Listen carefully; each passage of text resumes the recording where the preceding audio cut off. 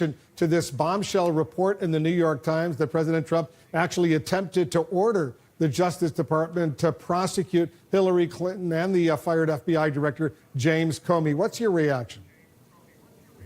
Well, it's not even remotely surprising. I mean, President Trump has made these types of charges before. I mean, he admitted on NBC News that he fired, the Director Comey because of the Russia investigation. He has been quoted as asking for loyalty out of people from the Justice Department. And as your guests pointed out, traditionally, presidents separate themselves from the Justice Department and let the Justice Department do their jobs. But over and over and over again, over the course of the last 2 years, President Trump has made it clear that he views it as his Justice Department and will use it in any way he can to protect himself and punish his enemies. So there's nothing terribly surprising about this. Unfortunately, it fits with the pattern of the way he's talked about the FBI and the Justice Department during his time as president. Yeah, and expressing his disappointment in the FBI Director, Christopher Wray, that he isn't tough enough. And I want you to elaborate, Congressman. What does it tell you about the president's views on the Justice Department, the FBI, and his own presidential powers? Well, again, it tells us what we've already known. I mean, how many times has he tweeted over the course of the last 2 years as he's complained about the Mueller investigation? You know, how come they're not investigating Hillary Clinton? How come they're not investigating the Democrats? So, you know, he's been very public about his desire to have them investigate his political enemies.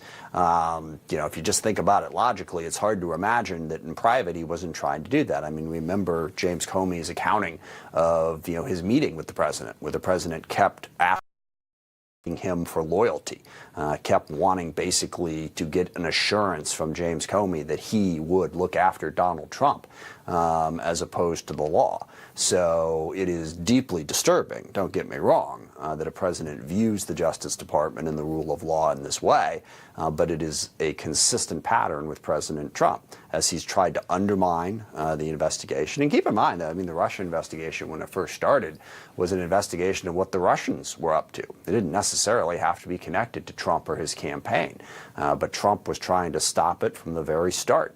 So, yes, this is deeply troubling. We are a nation of laws, not of people. President Trump does not understand that.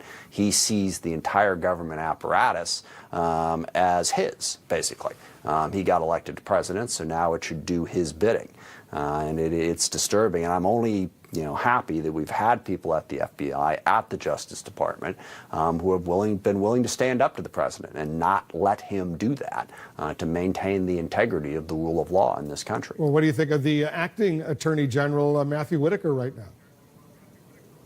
Well, I don't think there's cause for optimism in terms of how he's going to approach this, given his track record and his connections to President Trump, and the very obvious reason why he picked why Trump picked him for the position. We'll have to wait and see what happens. But the number one most important thing is to protect Mueller's investigation.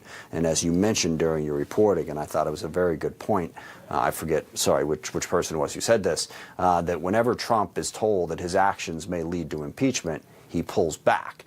And he's been told that about any effort to fire Mueller. But you can definitely see the appointment of Whitaker as a step towards getting to the point where he could do that. So, the media, everybody has to really stand up for the rule of law here and protect the Mueller investigation, maintain its independence, and allow it to do its job. Because if President Trump thought he could get away with it, he would end it tomorrow. I have no doubt about that. We have to make sure that he thinks the price of doing that is too high, that the price would be his presidency and the price would be impeachment.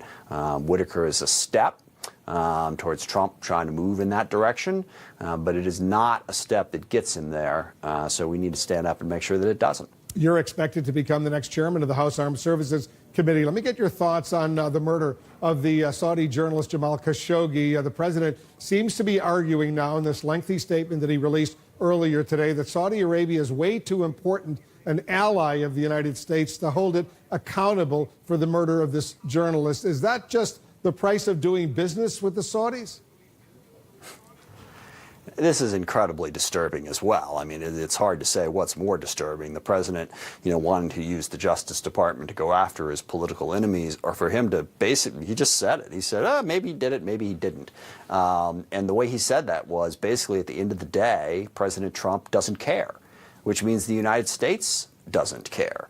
And this is part, again, of a pattern of dictatorship and autocratic approach to government. We have seen the media targeted in many countries throughout the world, with new constitutions placing restrictions on free speech and the freedom of the media. And I think the most disturbing thing about this is that the Saudis thought they could get away with it. 10 years ago, if they had been thinking about this, that the international price that would have been paid, the way the U.S. would have reacted, they never would have considered doing it. But it appears that the Saudis knew President Trump fairly well, and they figured that they could get away with doing this.